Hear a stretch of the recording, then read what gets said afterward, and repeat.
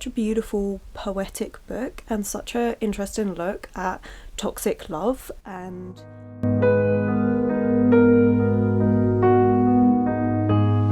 hello my loves, and thank you for joining me. It's Kirsten and I am currently on holiday. So for this weekly vlog, it's actually taking place in Egypt, which is great. I'm super excited. This holiday is just a chill holiday. I don't plan on doing much. Whether my partner changes that is a whole nother thing, because he's like a cannonball, but my plan is just to relax and read. This reading vlog is also taking part during the Romantasy Readathon, which is a fantasy romance readathon taking place between the 12th and the 18th of February.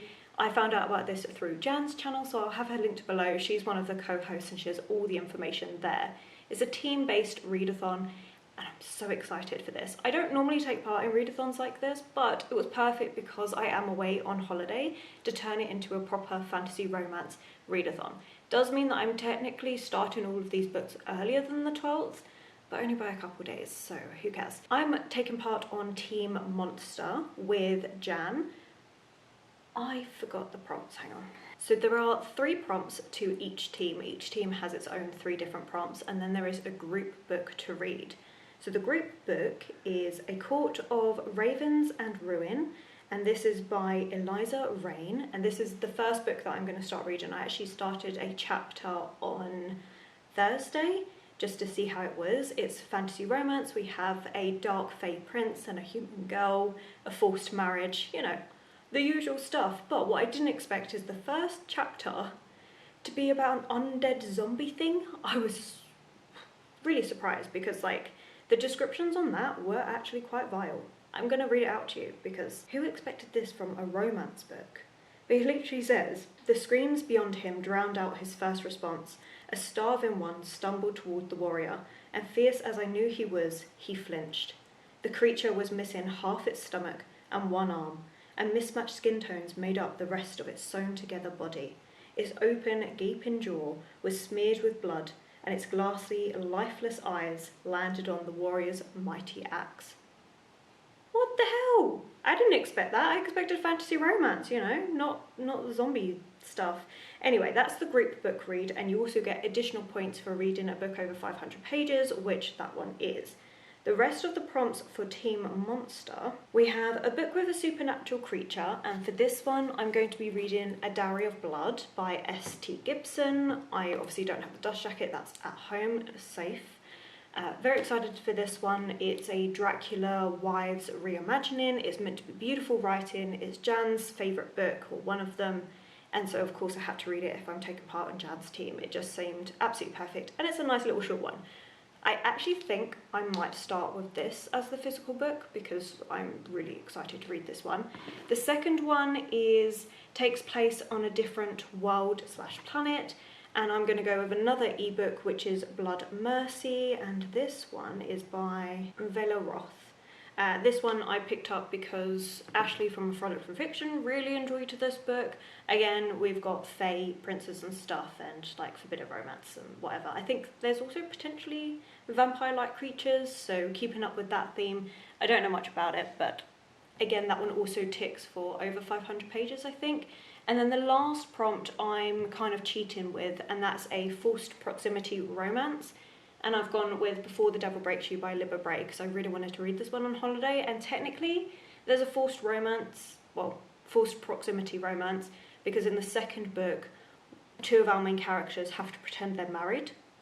So it's a fun, interesting timeline. This is the one that's taking place in the 1920s New York City, so you've got that flapper scene, but it also does look at all the segregation that gets involved with this, how in the second book particular I focused on the subjugation of being Chinese in America and the horrendous things that went on.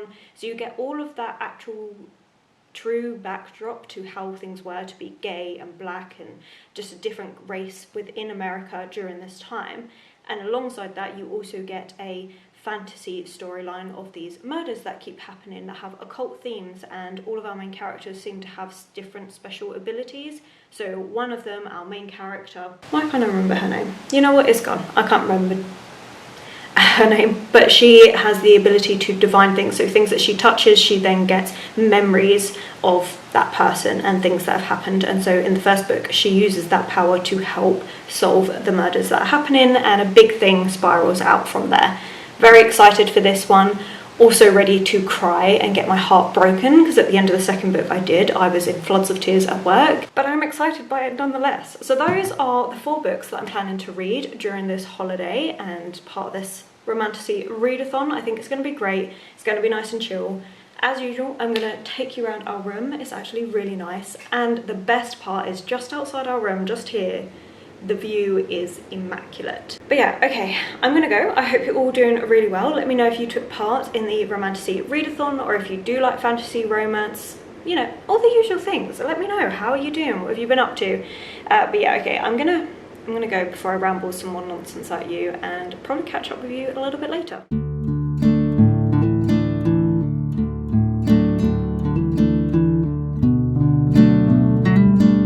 It's time for that room tour. Room service has been in, so it's looking lovely and tidy. But let me start you off here. So this is the front door. Then we have storage. And then we have the bathroom, which I actually love. This shower. It's absolutely huge. It is really nice. And then, you know, the rest of like bathroom things, as you would expect. Room service even tied it up with a little counter. Wow. Okay, right, moving on to the main bedroom. It's got loads of light coming through. I will show you out here. It's absolutely immaculate, but the room itself is really nice. I think it's a really good size. It's also really cool as well, as in like temperature wise, but also, yes, also cool. But yeah, I love it. And they left us some flowers, which is so cute. But the winner, the main part, is out here, so let me show you. And this is what we step straight back out onto. It's absolutely beautiful. I'm loving it. It's so nice, and we have a couple of lounges here that we can just like chill in. But yeah, I love this room.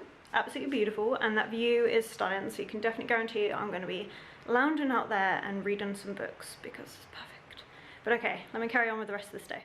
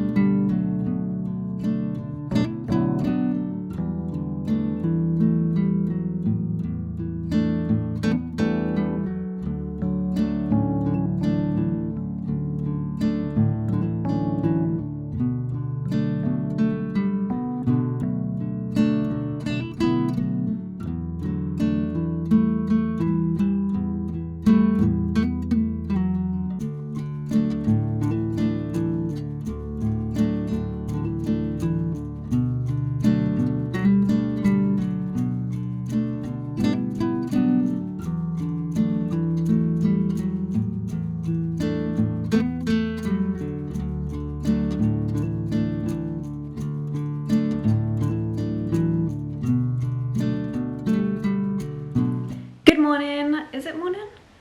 Yes, it is almost the afternoon. It's 11:42 and it's been so chill. So this is the second day, and I realized I didn't really talk much about the journey here or anything really. So the journey here was so long. It was so long. So we started on Friday. We had to get up at 5 in the morning, and I'd already done work on the Thursday. So I finished work late, and then we had to be up at 5 in the morning because our original flight was cancelled. So our original flight was at 2 o'clock in the afternoon. That was cancelled, and so we had to get one that was at 10 in the morning. So obviously you had to be up a lot earlier. Problem is we were doing a stopover, and our stopover flight was still the same time. So by the time we landed in Istanbul, we had a 6-hour wait for our next flight. But we did find this really cool pod hotel in Istanbul's airport, and that was absolutely fantastic. I highly recommend doing that if you do have a stopover somewhere. It was so good. It was €8 each, and we stayed in this pod hotel for 3 hours. So you got to have a shower and you got a little bed, and it was so perfect. It was all we needed, and I felt so much better after having a shower and a nap. It is separated into men and women, and so me and my partner couldn't spend the time together, but that was fine because we were both so tired. So it just felt so good just to shower and relax and rest a bit, have a little bit of a nap, and then we came out, had some food, and got on our last flight and arrived here in Egypt's time at 1:30 in the morning. So our first day was just pure travel. Then yesterday, it was really nice, it was really good. We just had a little walk around. We went for an all-inclusive holiday in Sharm el Sheikh, which is great, and my partner chose it all and everything. It was his turn to choose the holiday, and I've really enjoyed it because it's just relaxing. Like, there's nothing else to do except to chill, and I'm loving that because I haven't had a holiday like this really where I just relax. It's just been so good. So yeah, yesterday was just a little wander around, seeing what they have to offer. My partner's off swimming at the moment, so I'm using this time quite nicely to catch up with you all, but it's just great. It's just relaxing, and the food's really good. I've enjoyed all of that so far. Bit weird that I don't have to pay for stuff, but it's so good. Yesterday I did do some reading, not as much as I thought I was going to. I read some more of A Court of Ravens and Ruin. I also don't mind that I didn't read loads because I was tired, so we had a nap halfway through the day and just chilled. Like, it was just a very relaxed day, and we played loads of games. They've got giant chess here. They've got some other game things that we did. Oh, and we've been watching a anime which is called The Records of Ragnarok. It's where humans and gods fight. It's really weird, but the humans are fighting so that the gods don't exterminate them, because every 1,000 years the gods decide whether they want to wipe out humankind, and this time they've decided that they're going to, but they've enacted Ragnarok so that the humans, if they manage to beat 7 gods, then they don't get destroyed, basically. It's really weird, it's really funny, and so we've been doing that. So we actually finished the first season yesterday, so we were watching that quite a lot. But reading, that's what I was saying. I did read more of A Court of Ravens and Ruin. I'm now up to chapter 9, and I'm on page 64 out of 300. So we've still got quite a bit to do, although it says that I've only got 3 hours and 20 minutes left in the book, which, to be fair, if I wanted to, I could just finish that all out today, which I might. We'll see how we get on. I am enjoying this one. This one actually has a lot of references to Norse mythology. We've got a lot of references to Odin, Valhalla. Thor's been mentioned a couple times. Our main character that we're following is Rayna. She is a human, and she is rune marked. Rune marked are humans that can manipulate different elements of magic within their world. Her in particular, she is gold touched, and she's within the gold Fae court, so obviously they're obsessed over her because she can manipulate the gold that the Fae need to use to have access to their magic and be stronger. It's a really unusual magic system. I haven't come across anything quite like it, but I'm really enjoying it, and it's explained really well, not in an info dumpy way. Obviously I haven't done the best description of it, but it is done really well. Rayna herself is a slave, so majority of humans are slaves, and they are treated terribly as a result by these Fae people. The Fae is also split into 5 courts. I know of obviously Gold Touch, which Rayna's part of. Then you've got the Shadow Court, which Rayna has just been taken to. There was a fight that went on, and the Shadow Court infiltrated the Gold Court, and they have taken Rayna and her 2 friends with them because of some unknown reason. And so she's off with them. And the Shadow Court is known for their mental magic abilities, can get people to do some really terrible things, and they're terrifying basically. Then you have the Earth Court, the Fire Court, and I can't remember the last one. So very interesting setup, I like that. We also get a really cool map. I'm going to quickly put up a photo because I really like this map of the tree. I think it's awesome, and I can't wait to see how that all gets involved later. But basically Rayna is a human that's in the Fae world. She's very much resentful about the way that she gets treated, the way humans are treated in general, and at the start of this book you see that she has been summoned by this Lord Fae who is choosing someone to be his new consort. However, he is someone that is really depraved, and he actually killed his last consort, and nobody bats an eyelid about it because who cares if humans die. So she's absolutely petrified. She doesn't want this. She's always been a little bit more protected because she is gold rune touched, and so because she's so valuable, they can only limit what they can do to a certain extent, except being the consort means that she would have a longer life to match the Fae Lord that she would be with, and he is brutal. So while he won't kill her because she's so precious, there's a lot of other things he could do, and it's something that she's terrified of. So she's actually planning to run away the night that the Shadow Court infiltrate and then take her away. So it's really interesting. I'm really enjoying it. I love the magic system, as I've mentioned. I think Raina's a really interesting character. I'm enjoying it. It's really, really good, really easy to read.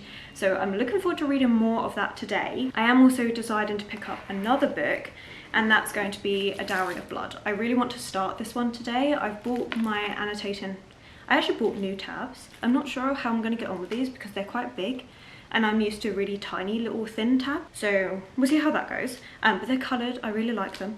But yeah, so I bought my annotating stuff to annotate Dowry of Blood because I'm very excited. I can't remember if I've mentioned this already, but I think it's going to be a great read, so I really want to start this. So I'm thinking what I'm going to do is do that.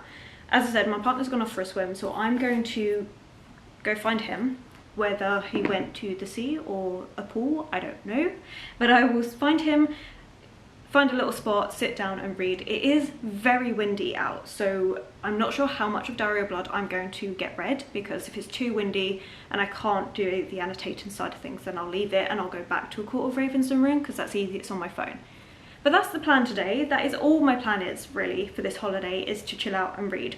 So I'm really hoping I get a good chunk of the books that I mentioned at the start of this video read, because it's going to be so good. Also, today is officially the first day of the Romantasy Readathon, which is awesome. So I feel like I didn't really have that much of a head start if I only read like a few pages of one book. So I don't think it really counts. But yeah, anyway, I'm just rambling away, so I'm gonna go and attempt to find my partner and get some reading done, and I will catch up with you a little bit later. But yeah, this is so relaxing. This is everything that I wanted it to be, and the hotel is absolutely lovely, but I'm gonna keep on rambling about it, so how about I cut that out and I just see you probably tomorrow.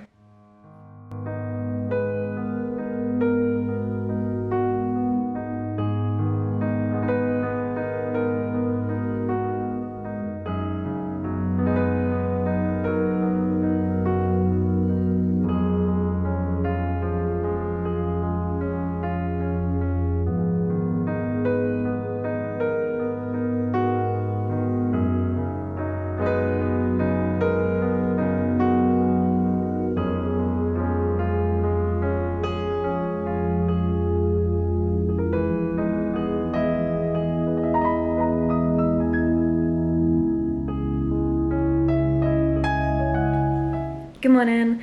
I finished A Court of Ravens and Ruin yesterday. We did just chill all day, which is the plan for this holiday, but we actually spent more of it in here because it was a little bit cold yesterday. Though today the sun is back out, it's looking lovely, so we're going to be going outside more. But it was nice just to chill in here, to be honest. It's a really nice comfy room. But yes, the book, Court of Ravens and Ruin. I liked it. I think for what it is, it's a good book. It's not a book that I would say is absolutely amazing and I would recommend for everybody. It's a book that if you like things like Sarah J. Maas, which obviously I do, or things like, what was the other bit? Oh, From Blood and Ash. That sort of fantasy world with that sort of angsty romance going into it, I think you would like it. The magic system, as I mentioned, is different, and that's what I liked about this book, is it added that different element to it. However, the rest of it, like the characters and stuff, they felt similar to stuff that I've read before. So it's not a bad book, it was just an okay book. And I think if I'd been more in the mood for that sort of a book, I would have enjoyed it that much more. I just wasn't. So it's definitely a book series that, would I say I want to continue? I'm not sure. At this moment in time, I would say I don't want to continue with the series and I don't want to reread the book.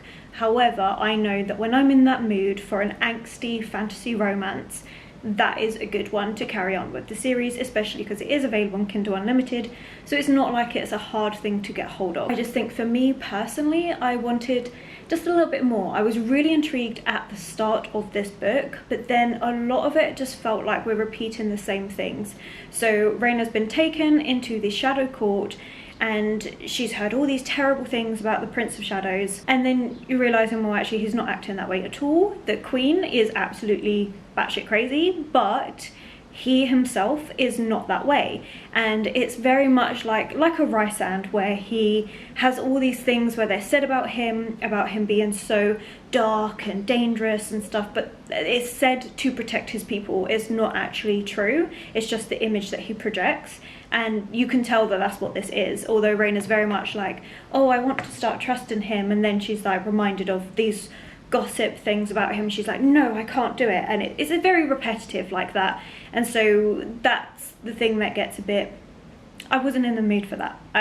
It's something I've seen many times, and so as a result I wasn't as engaged with that. But the magic system is interesting. I'm interested to see what's going on with these creepy zombie-like things that are happening, and that all seems really interesting. We do have the chosen one trope going on, and she's got copper coloured hair, which is like the only human with that, so she is very different, and she's part of this like fate thing that's happening now. So it's like one of those predictable tropey angsty fantasy books, which I'm going to say they're not bad because they do fulfill a niche and they do fulfill a need when I want it. I'm just not in the mood for it at the moment. So that's kind of how I feel. So yeah, it wasn't bad, it wasn't great, I'm just very in the middle about it, which is always hard because then I don't have as much to talk about. But a book that I am loving is A Dowry of Blood. I'm really enjoying this book. I am up to page 83 and I love the way that this book is laid out. Each start of a new chapter has this beautiful image for the word, or for the letter I should say. I love that, it's really nice. These chapters are really short, some of them are just a page, some of them are a bit longer. I am now up to part 2 though, and it's just been so interesting. So this first part of the book we meet Constantina. That's not actually her real name, it's the name that Dracula gave her, and he found her when, well actually it's not said that he's Dracula, she refuses to name him in this book, but I'm going to call him Dracula. He finds her when basically a war's happened and she's got caught up into it and she's on the verge of death, but she's still fighting, and so Dracula takes an interest and decides to change her into a vampire. And this first bit is seeing them two together. It's just them two, seeing them grow, seeing how he manipulates her. There have been some really amazing quotes in this book that I've tabbed. Let me get one up for you. Okay, so this is quite a good one to show the manipulation that's been happening. This is Constantina thinking, I realised with shattering terror that I had no idea who I was if you were not at my side. And that shows the level of manipulation, that he's changed her so much that she can no longer identify herself on her own anymore. And so it's really interesting. It's very much a story of manipulation. There is a list of trigger warnings in the front. This is actually the first time I've seen it, but it's an author's note and it literally lists all the different things that's within this book. So you've got emotional, verbal and physical, intimate partner abuse, gaslighting, war, blood, gore, so much. There is absolutely everything in it, and it also says ones that it has references to. So it's really interesting. I really am enjoying this book. I think it's beautifully written, which I'm loving. I did want to tab more, but one thing that I was actually talking to my partner about is I struggle with tabbing a book if I don't know the themes that it's tackling straight away. It's different when it's like a mystery or a thriller book, because I will tab moments that I think are like red flags for things that's going to happen later down the line, or who I suspect, and then I'll have tabs for quotes that I really love and things like this. With a book that isn't like, doesn't have that mystery going on, it's very much a harder book for me to tab, because yes, I could tab all the darker side to this relationship that's going on, but then this book would just be nothing but tabs.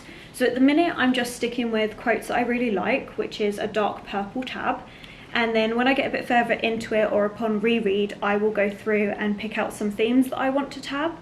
But I'm thinking I should probably get a better understanding of it now in part 2, because we've got an understanding of who Constantina is and how toxic this relationship is. Constantina also grows attached to a human woman, and Dracula gets very jealous over this, and it's a really horrible way that he deals with that. So yeah, it's really interesting. It's definitely a toxic love that's going on, but I'm really intrigued to see how it goes. The writing in this is absolutely stunning. But I'll show you what I mean by one of the chapters being really short, because it was literally just a sentence.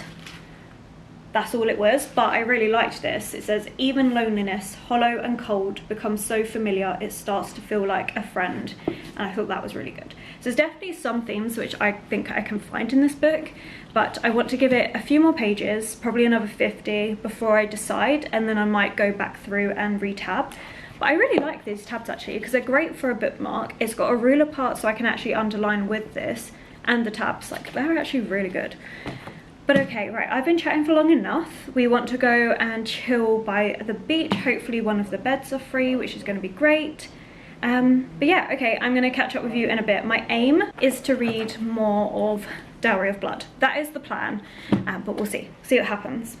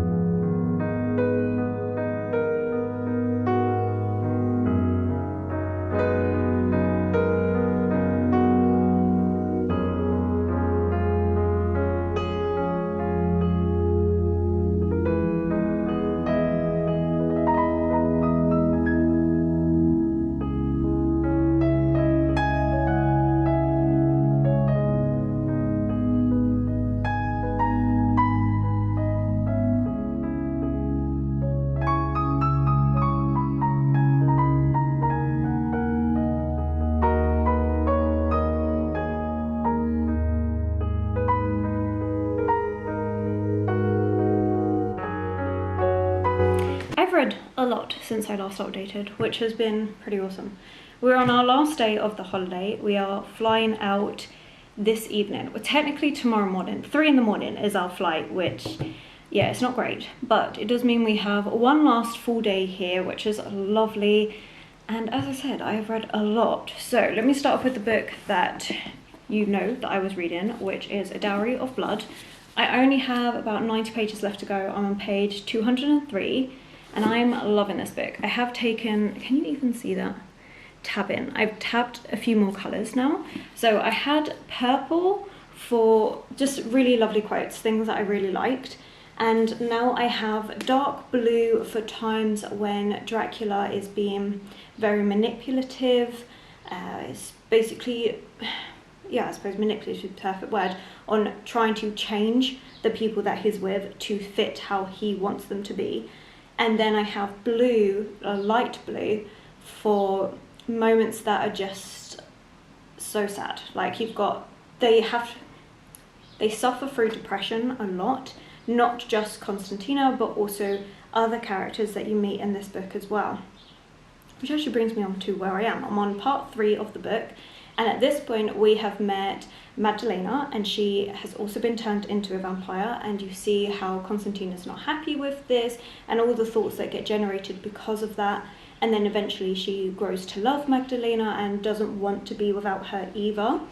And then finally we now have Alexei, and things are going wrong since he's been changed. And so this book is very representative of a few different things, like polyamorous, bisexual, or different things. I think it's good in that representation. The book itself is just so well written, like it's so beautiful, it's so lovely. I'm really enjoying the writing, as I've already mentioned. I'm enjoying this storyline.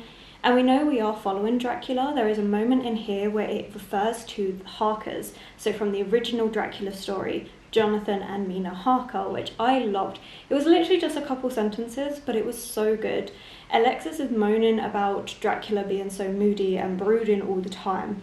And Constantina says to him, if you think this is bad, you should have seen him after the whole affair with the Harkers.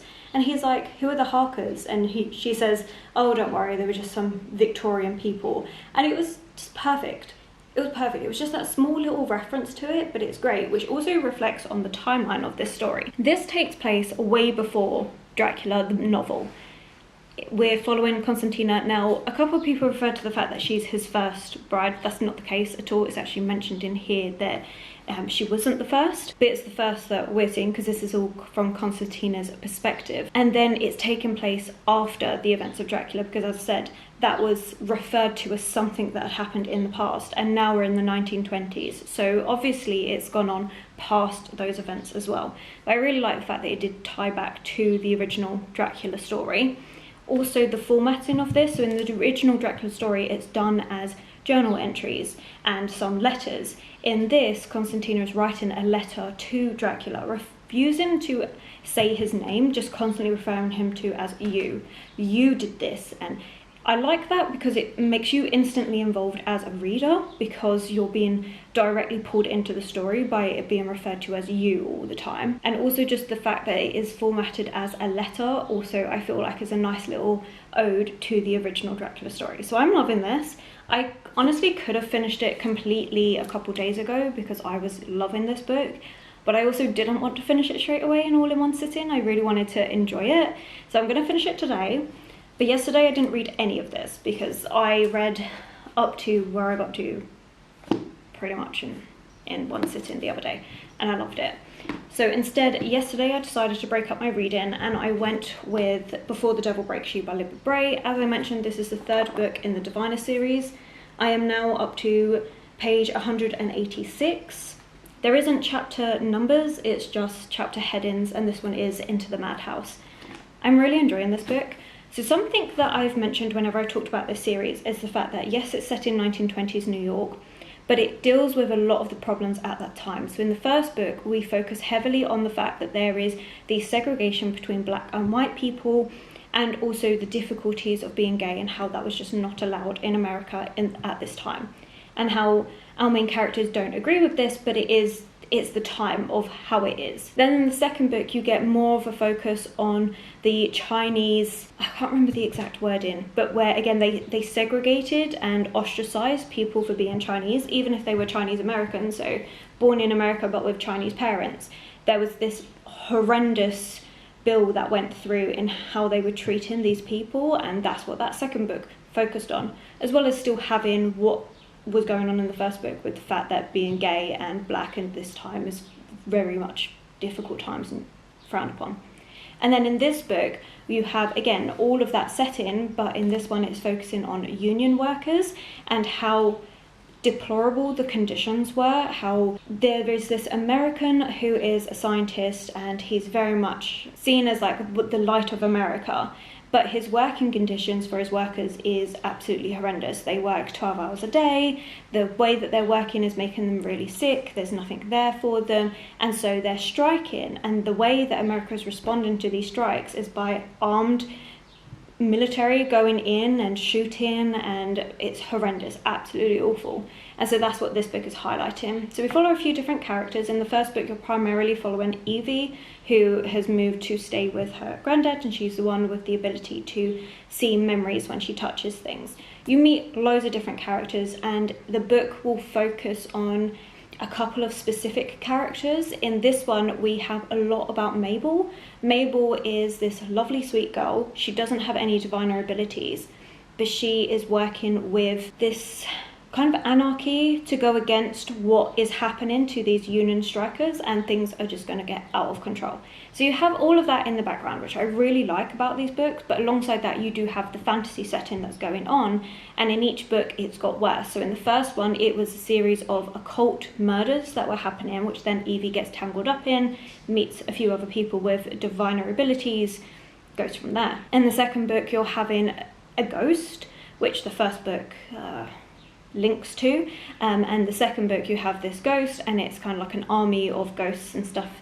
I don't want to go into specifics because obviously it's the second book in a series, and in this one again it's ghosts, but it's building. Each book is building up to a crescendo, and you know it's about to all come crashing down. So I'm really enjoying it, I'm really invested. The writing however is tiny. It's absolutely tiny. So although this book is 500 and something pages long, it's taken me longer to read it than normal because of how tiny the writing is. So yeah, normally I would have actually been able to read a lot more of this, but that hasn't happened. The book Blood Mercy, which I was going to prioritise because technically that fits a lot better with this readathon than Before the Devil Breaks You. I mean, so much so. There is flutters of romance in here, yes, but it's not the thing that it's focusing on. But I'm just not in the mood for it. I'm not in the mood for that fantasy romance, angsty relationships. I'm not in the mood for it. I read it with A Court of Ravens and Ruin, as we know, but I'm just not in the mood. I'm really not in the mood for it, so I'm not going to bother reading that book. I don't think it's going to be bad, but I think because I'm not in the mood for it, I'm just going to feel like about it, so it doesn't make sense for me to force myself to read it as much as it does fit better with the readathon. So that's not going to happen. Instead, today I'm going to finish A Dowry of Blood. That's definitely something I want to do, and then I will read a bit more of Before the Devil Breaks You, but we will see what actually happens. I'm probably going to carry on this vlog until the weekend just to wrap it up nicely. So hopefully by then I will have Before the Devil Breaks You finished, but we will see. Yeah, that's it. I feel like it's been a little while since I've spoken, but I haven't done anything because this holiday is just resting and relaxing. We haven't gone out, we haven't left the hotel complex at all, but it's been really nice because we've got the beach right outside, and it's been good. I've just spent the whole holiday relaxing, and that's all I wanted to do, so it's perfect. With that being said, I'm going to go and relax some more, and I'll probably catch up with you tomorrow when I'm back in England and feeling utterly exhausted from the flight home, but it is what it is.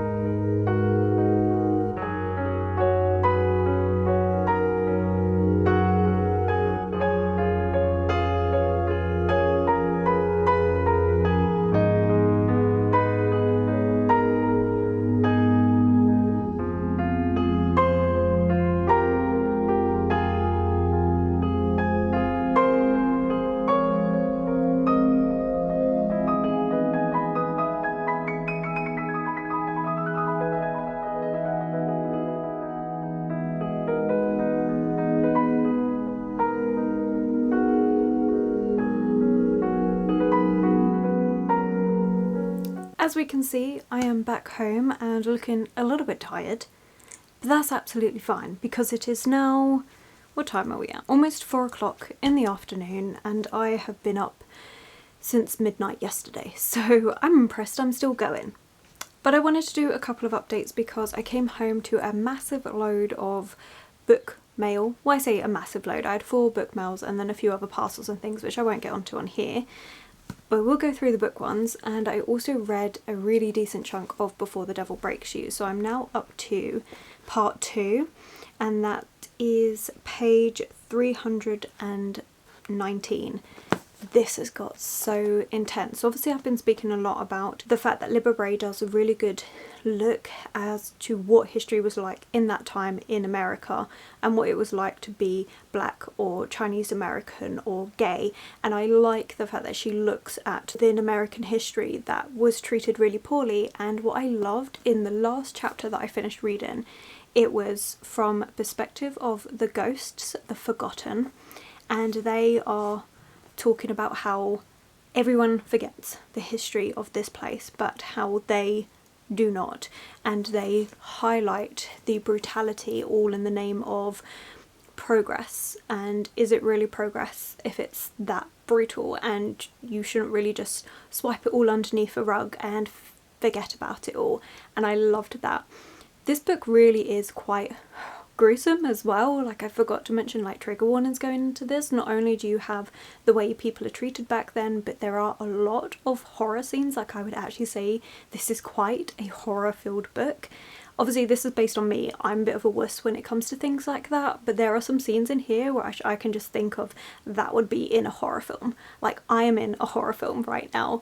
We have a scene where we're at the asylum. I think I mentioned it, but we're at an asylum and our group of diviners are there and things are going so wrong, and it was just horrifying, the things that were happening.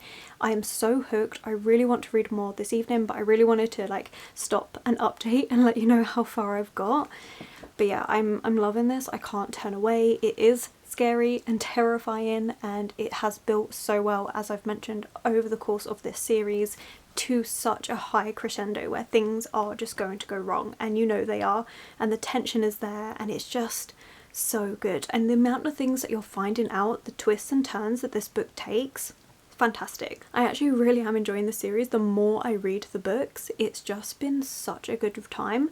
The first book really introduces you to it, gets the setting going, and I enjoyed it a lot, but by this point the stakes are so high, so many things are going on, there's so many twists and turns, and yet Libba Bray still manages to focus in on the American history and doesn't shy away from how dark it is, and it's just so good, the fact that we have those two things that are gelling together so well, and how the ghosts are highlighting the wrongs that have happened in history, and it's just so good.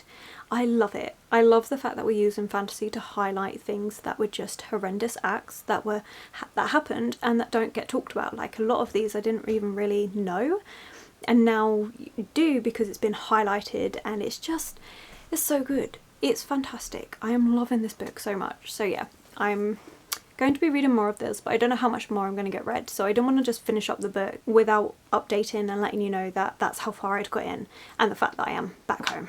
So the flight home was okay actually. Because we were flying so late at night, it was actually quite a chill one. As much as I say I've been up since midnight, I have, but I have been able to nap on the flights, so it's not been the worst. So that was pretty good. But book mail. I did come home to a lot of book mail. I actually tidied up my whole room, I unpacked, I did everything. I've got washing that I actually need to sort out now. And now I've made a load of mess doing all these unboxings. I filmed all the unboxings over at my TikTok, so if you want to see me unboxing them, then go ahead and follow me over there. But let's get into some of these. So one book that I did order for myself before I went on holiday is If You're Stabby by Kaz Winterness, and I picked it up because of this cover. That was it. I saw this on an Instagram story and fell in love with the cover. I loved it. I found it absolutely hilarious. It is actually a comic or graphic novel, not actually sure which one this is falling under, but the artwork is just brilliant. In all honesty, do I know if I'm going to like this? No idea. I've seen reviews that it's really quite gory, and it is literally about a unicorn that is murderous, which sounds hilarious, but I just wanted it for that cover. I think it's going to be great, and it's going to be a really quick, easy read, so I feel like it's going to be a fun time regardless. I don't have massive expectations. I had never heard of it, so yeah, this was a very much spur of the moment purchase with no expectations other than it has a fantastic cover. So that was that one. Then I have a book that I won in an Instagram giveaway. I will have her Instagram linked below, and that was The King of Crows by Libba Bray. This was a Amazon wishlist giveaway. They had reached a certain amount of subscribers and were doing a giveaway, and yeah, I won. And so she sent me this one off of my wishlist, which worked perfectly because The King of Crows is the fourth book to the series, so it's fantastic that I don't actually have to wait to read the fourth book if I don't want to. It's gonna be so good. I have heard mixed things about this fourth book. Some people say that it's not as good, but I'm happy to hold my own thoughts. Like, so far I've loved this series, I've loved every single book, so I'm really happy that I now have the fourth book in my collection, that I can get to this as soon as I want to once I've finished Before the Devil Breaks You, which I actually thought that this was perfect timing. The only thing I don't like about this series is that all the books are slightly different sizes, which is just annoying, but it is in the cover that I like, and that is the main thing. So yeah, very excited. I don't need to talk about what this book is because you've already seen me reading the third book, but yeah, very happy with that. And then we had two book boxes. So one of them is one that I have been anticipating for absolutely ages because I supported the Kickstarter, and that's Brandon Sanderson's. He created 4 books during the time of lockdown and did a exclusive release where you can get them in hardback with exclusive covers and artwork and things. And I've been eagerly anticipating it because it's been a bit of a delay getting it, but I finally have it, which is Tress of the Emerald Sea, and this is obviously by Brandon Sanderson. This one isn't connected to the other Cosmere works, so apparently it's a really good place to start if you're new to Brandon Sanderson, so I'm really excited to read this and let you know whether I think that's true or not. Absolutely loved this. This is a leather-bound hardback, and it's stunning. It's embossed with gold foiling. It's beautiful. There are illustrations throughout it. The end pages are stunning. You have a contents of the list of illustrations throughout this book as well. I'm not going to go through every single one because obviously people are still getting their copies, so I don't want to spoil it, but yeah, this is absolutely stunning. I'm really, really pleased with it. The paper quality is really good quality, which I like, and yeah, just stunning. So I'm really hoping that I like this. I mean, I should do it. I've enjoyed pretty much everything that Brandon Sanderson's written, so I was very excited and happy to back that Kickstarter. I've gone for the book box one, so I get this. There was a couple more items in the book box. Again, I've done a more in-depth unboxing on TikTok, so if you're interested you can have a look there. And then the second book box is actually my very first proper book box subscription, and that is The Locked Library. I decided to give this one a try. This is a brand new book subscription box. I purchased 3 months, and so I'm going to give them a try, see if I like the books, and if I do then potentially continue on. This one is The Thorns Remain by J.J.A. Harwood. I believe is a YA fantasy, and I decided to go for this book box because it's a book only subscription, which I prefer because I don't want all the other knickknack. And this is one that I was seen spoilers for this book and how it looks, and it really, really intrigued me, so hence why I'm happy to try this book box subscription. But we have beautiful sprayed edges. I love these edges. They are stunning. They are so well done. And that actually continues over into the end pages, which are really beautiful. And then you have some embossing on the actual hardback, which they have guaranteed with all of their books will actually contain, which I like. So yeah, really pleased with this. I don't know what it's about, to be honest. I haven't actually looked into it. Should we read it together? Let's do that. Ooh, historical fantasy. 1919, in a Highland village forgotten by the world, the young people who remain after war and flu will soon head south to make something of themselves. Moira Jean and her friends venture to the forest for a last night of laughter before parting ways. Moira Jean is being left behind. She too planned to leave once, but her lover died in France, and with him her future. The friends light a fire and dance, but with every twirl about the flames, strange new dances thread between them, the music streaming from the trees. The Fae have joined them. Ooh, I love that. Love that. So it's actually Fae, fairy tale, love it. It sounds actually really good. I'm very pleased with that. Considering I went into this book completely blind and just decided to try, because it's a book box subscription, something that I've been wanting to try for a little while, but just wasn't really interested in the usual ones of like Lou McRae and Fairy Lou and all of that. I really wanted something different, and that's what this book box is. So yeah, I'm intrigued. I do believe this book box is not going to be just YA. I think it's going to be a mixture of age ranges, but we'll see. But yeah, that was my little book haul, but that's it, I think. I'm just gonna chill out and read and probably wrap up this vlog in over the weekend and finish reading before the devil breaks you. I don't know how I've done for the Romantasy Readathon part, but I've had a good holiday, although I'm rather tired now. I'm feeling a bit more awake today, and I realised that I think I'd forgotten to talk about the fact that I finished A Dowry of Blood, so let me get that. I did finish A Dowry of Blood while I was on holiday, and I loved this book so much. It is amazing. I did enjoy tabbing it, as we know what the tabbing system I ended up using was, but I did really like it. I just thought it was such a beautiful, poetic book and such an interesting look at toxic love and just a really unique take on the Dracula story. Like, I loved it. It's definitely got me back into my Dracula retelling love, because that was my original love of retellings, is Dracula retellings.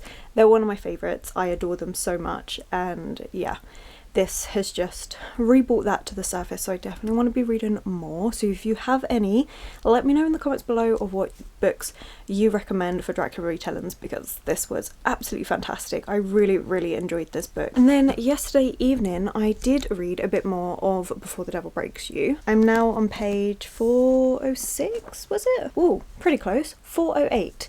And yeah, this book is just fantastic. As we know, I've been saying in the last 100 pages, more stuff is happening. You've really got the diviners questioning what they're doing, which I don't want to give away any spoilers or anything, but they're doing something that is very morally questionable, and they're seeing the repercussions and effects from that, and it's just, yeah, It's fantastic. I am loving this book. Hopefully I would finish this today, but I do have work, so we'll see if that actually happens. But yeah, that was all. It was just a quick update to say that I finished Diary of Blood, which if I did finish it, then I won't include this clip. But if I didn't finish it, like as in if I didn't say that I finished it, then this clip's got to go in, because how did I forget to update you about that? Well, I know how, because I finished it on the last day, and then the next update was me coming home, and I was god tired. But that's fine. That's absolutely fine. Anyway, right, I'm gonna go before I start rambling more unnecessarily, and I think the next update will just be me finishing Before the Devil Breaks You, and then we'll wrap up the vlog there.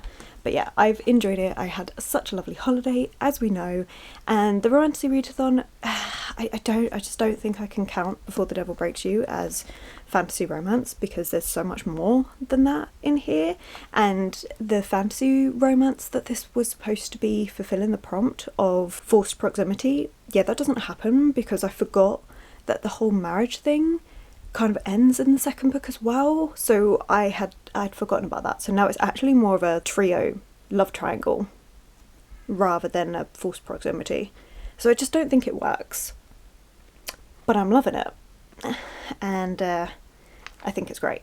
So I mean, it doesn't even work for it takes place in a different world. Yeah, this didn't fit any of the prompts unfortunately, but never mind, we've gave it a good go of the Romantasy Readathon. I just wasn't feeling the angsty romance books, and that's fine.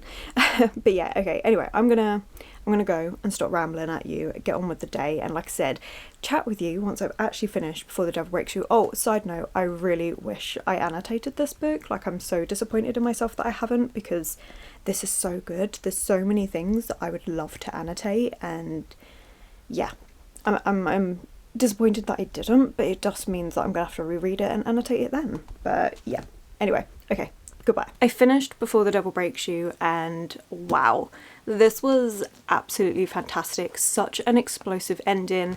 So many things have gone wrong.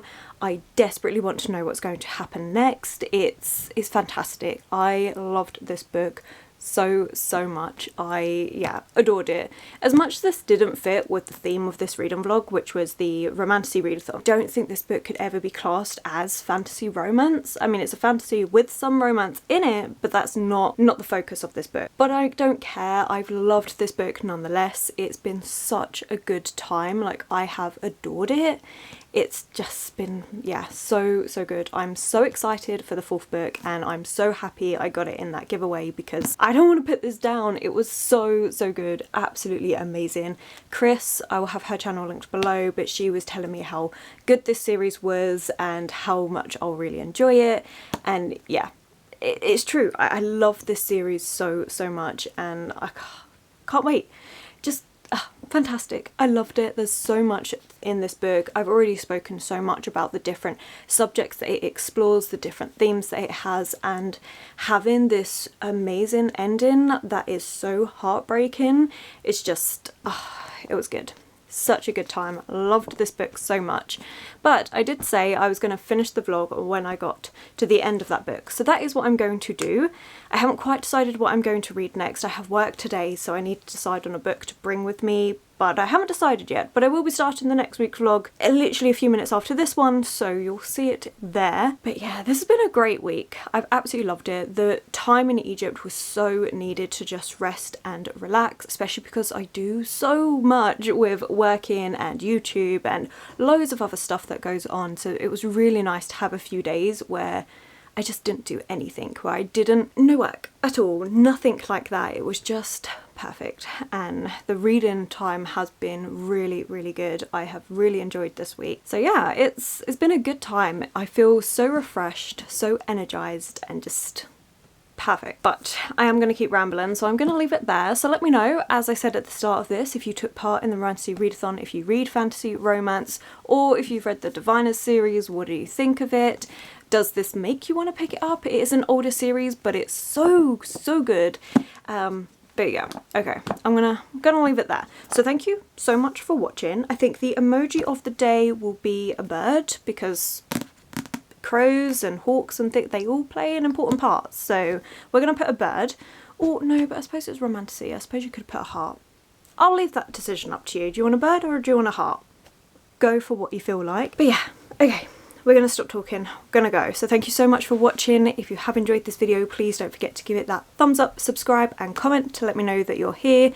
They're so helpful in helping this channel grow, if that sentence made sense. But yeah, social media links will be linked below, and I will of course catch you in the next video.